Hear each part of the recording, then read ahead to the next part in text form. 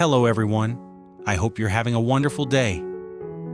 Today we're going to dive into the night Tuna secretly overhears that Alex's family never really wanted her in their home, and she has to decide, will she quietly take her baby and walk away, or stay and face the pain? If you find this story interesting, don't forget to subscribe to the channel so you don't miss the next videos. That night, Alex's house didn't feel like a safe place anymore. It felt tight, like all the air had been used up, but no one said it. Dinner was done, the TV downstairs had gone quiet, and the lights in the living room were turned low. Upstairs, in the small guest room at the end of the hallway, Tuna sat on the edge of the bed, gently rocking Henry in her arms. His tiny body was warm and heavy against her chest, his breath soft and steady. In that little bubble around the bed, everything still feels peaceful.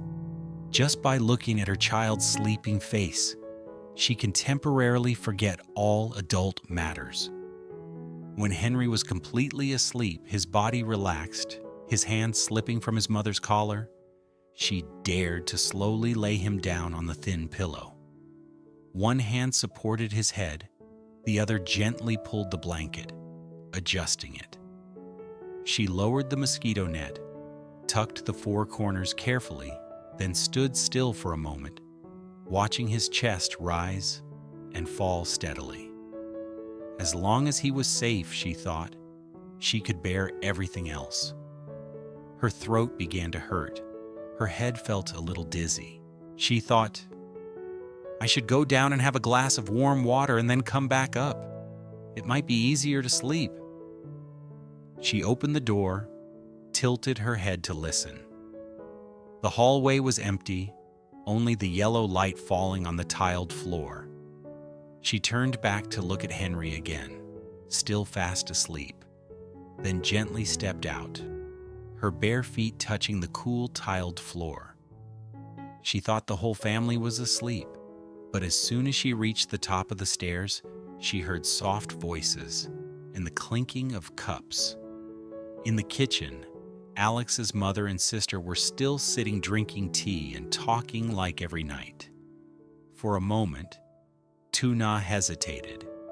If she went downstairs, she would definitely have to pass by, smile, and say hello, exchange a few pleasantries. Tonight, her chest was so heavy, she wasn't sure she could hide it, but her throat was dry. Just pour a glass of water and go back up, she reassured herself. No one would notice. She placed her hand on the railing and chose the quietest step to go down. And then she heard her name. That girl, Tuna. Her feet stopped mid-step. Her entire body froze.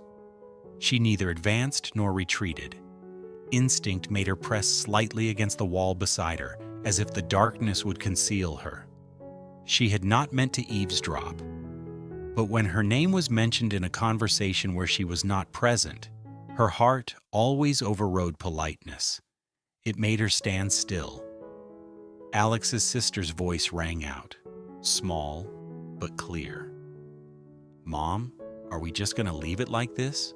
Alex worries about the two of them every day. Who wouldn't think differently from the outside? The word other hung in the air, needing no explanation. A single man. A woman with a child living in the same house. No matter how innocent they were, the rest would be written by the world. Alex's mother answered slowly, as if she had thought about each word for a long time. I know. I don't want people to gossip, but chasing him away right away, and I can't do that. His situation is too pitiful. Poor.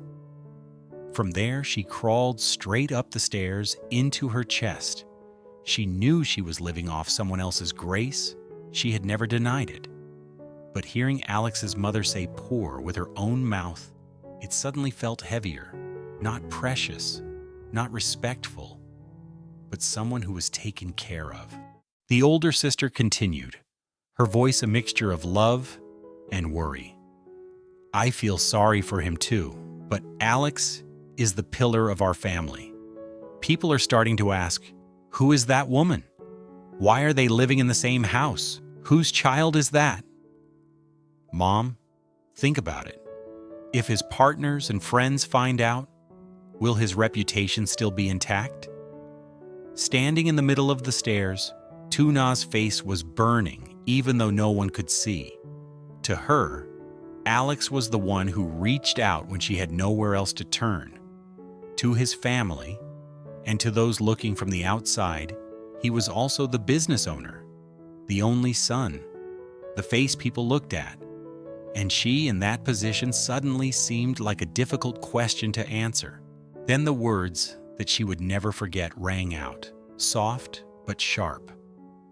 I understand, Alex's mother said. I don't want her to marry into this family. She has a child, and her life is already in turmoil. If Alex follows her, there will be a lot of gossip later. But every time she bows her head and says, I know my place, it's hard for me to say anything.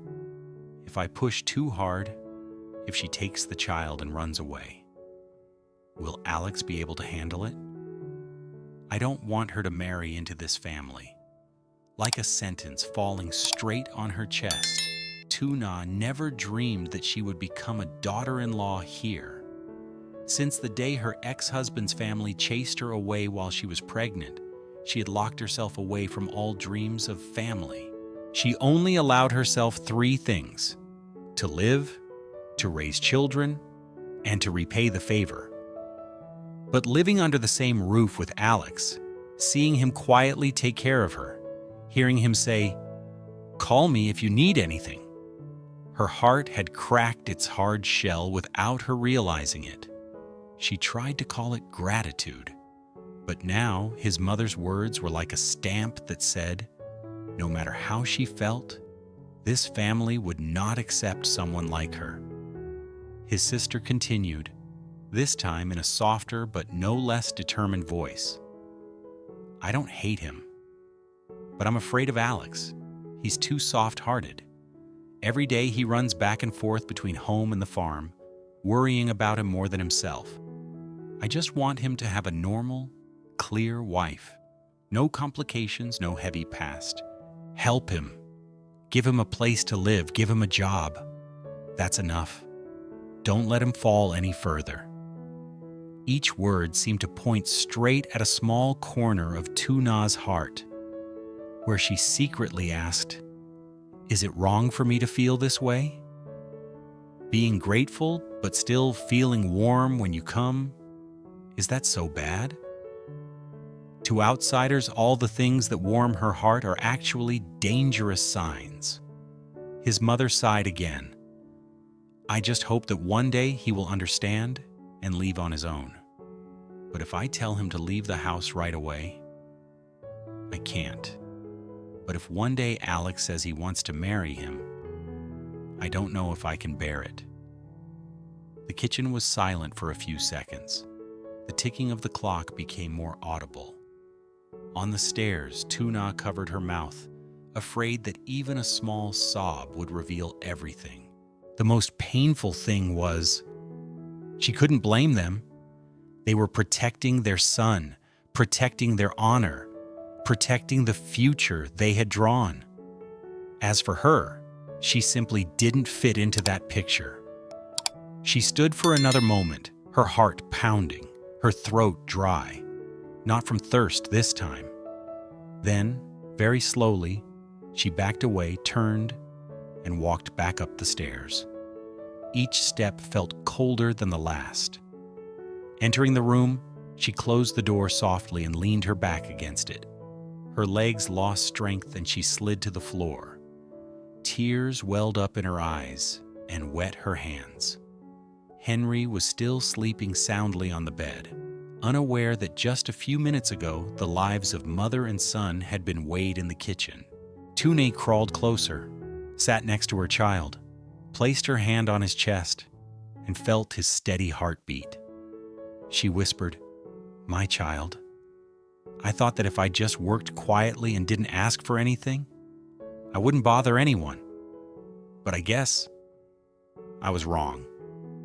Her eyes fell on the small closet that held all their belongings. A few clothes, some diapers, a thin blanket, and a few extras Alex had brought. For the first time, she looked at the pile and thought, if I had to go, it wouldn't take long to pack it all up. Another question began to grow in her mind. After this night of eavesdropping, would she dare to really take her child and leave this house? Or would just one gentle question, "Are you okay?" from Alex be enough to shatter all her resolve? The next morning, the sun had risen, but Tu Na's heart still felt like it was in the middle of a long night that had not ended. She dozed off for a bit and then woke up with a start. The voice from the kitchen from last night kept playing back, like a tape being rewound. Mom doesn't want her to marry into this family. I just hope that she will understand and leave on her own in the future. She didn't need anyone to remind her anymore. Each word was already in her head, sharp and clear. Henry turned over, his tiny arms groping for his mother's warmth, his lips pursed as if sucking on a dream. His maternal instinct immediately pulled Tu Na back to reality.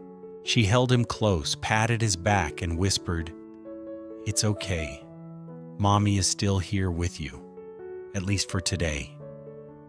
She said that, but she wasn't sure what she would do tomorrow, next week, or when things got too difficult to breathe.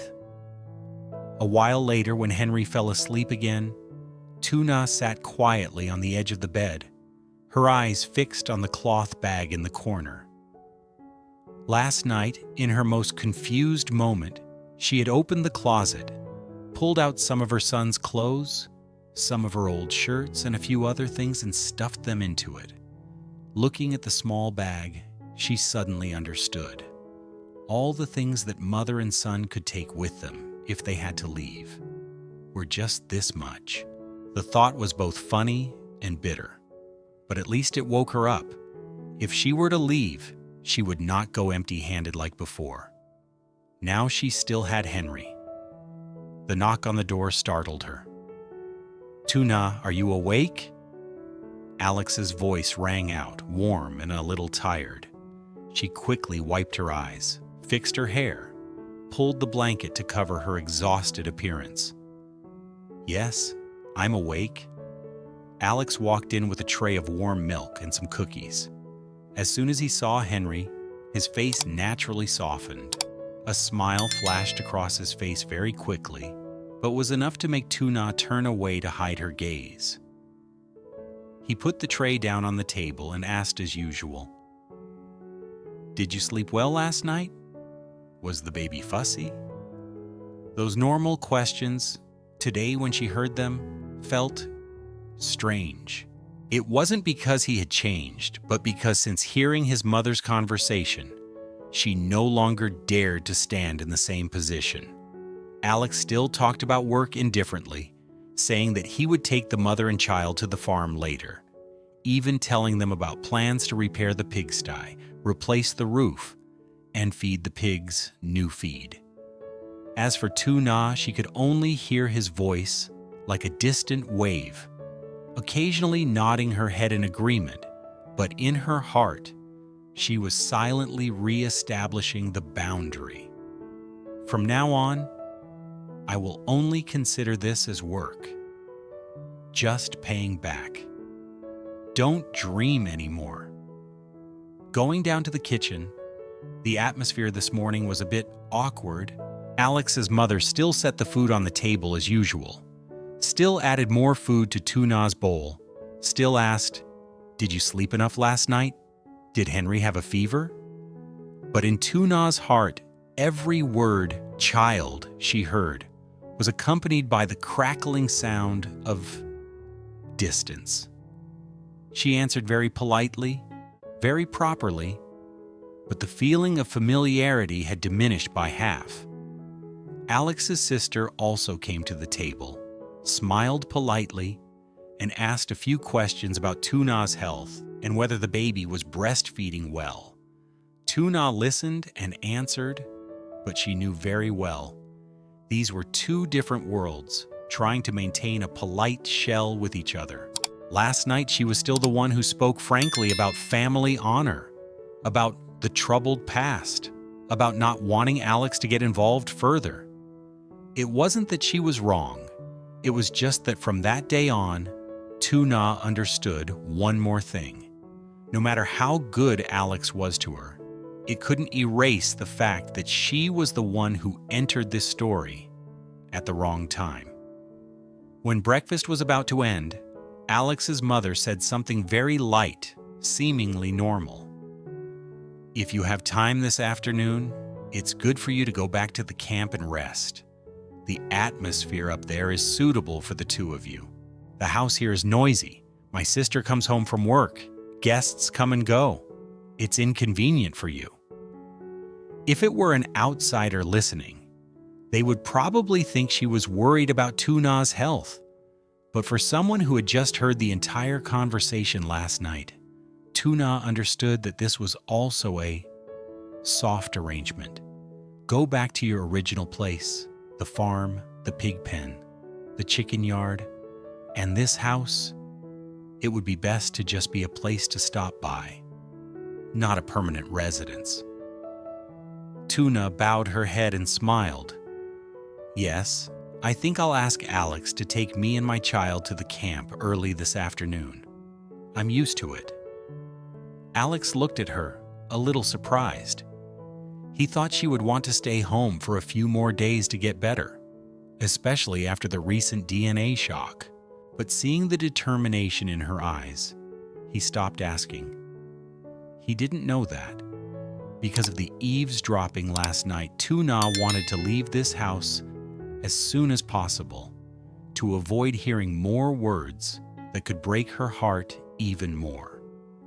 On the way to the camp, the atmosphere in the car was still normal for Alex, but heavy for Tu Na.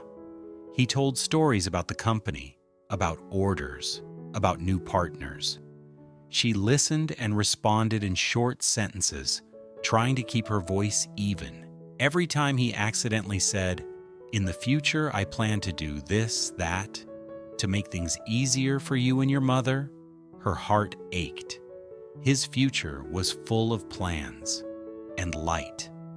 Her future was a hazy space that had just been distorted by a piece of DNA paper and a few words in the night. Arriving at the farm, Tu Na felt as if a burden had been lifted. Although this place was old, the pigsty still smelled. The corrugated iron roof still had holes that had not been repaired yet. At least it was her and Henry's private space. Here there were no scrutinizing eyes from guests, no scene of his mother sitting and calculating family honor, no risk of accidentally hearing the words, just hoping that later on it will understand and leave on its own. Here she was just a woman working, looking after the pigs, feeding the chickens, cleaning the coop. A clear employee role fitting the two words repaying favors that she had given herself. Alex went around checking, asking about the pig situation and checking the fish. To Alex, those words were just a sign of stubborn independence. But to Tu Na, they were the only way to remind herself, don't let your heart get ahead of your mind again. You're here to repay a favor, not to demand. In the afternoon, the sunlight on the farmyard was more golden. The wind was cooler. Henry slept soundly in a makeshift cradle placed on the porch, the gentle wind rustling the mosquito net. Tu Na sat beside him, her eyes watching her child while looking out the wooden gate. That gate, which she had once entered with the hope of having something to hold on to, now appeared as a boundary. Stepping out meant freedom, but uncertainty. Staying was safe, but heartbreaking. In that moment, the question that had haunted her since last night appeared very clearly, After hearing all the things that were not meant for her, would she stay silent, pretend to know nothing, and continue to stay? Or would she be the one to take the initiative to leave with her child before becoming a real thorn in Alex's family's side? The answer, she still didn't have. But one thing was certain. From that day and night of eavesdropping, every action of Tu Na, every step, every word, every look at Alex, she began to weigh with the words should and should not, between gratitude and affection, between staying and letting go. Tu Na is staying at Alex's house with baby Henry, always reminding herself she's only there to repay his kindness, not to dream of anything more. One sleepless night, she goes downstairs for water and accidentally overhears Alex's mother and sister talking about her. They worry about Alex's reputation, say they don't want her as a future daughter-in-law, and hope she will understand and leave on her own. Crushed, Tu Na returns to her room, silently apologizing to Henry and wondering if she should take him and disappear. The next morning, Alex still cares for her gently, bringing her breakfast and planning to drive them to the farm, unaware of what she heard. His mother and sister speak kindly, but subtly push her back toward the farm. Standing between gratitude and hurt, safety and dignity, Tu Na quietly begins to plan a possible goodbye.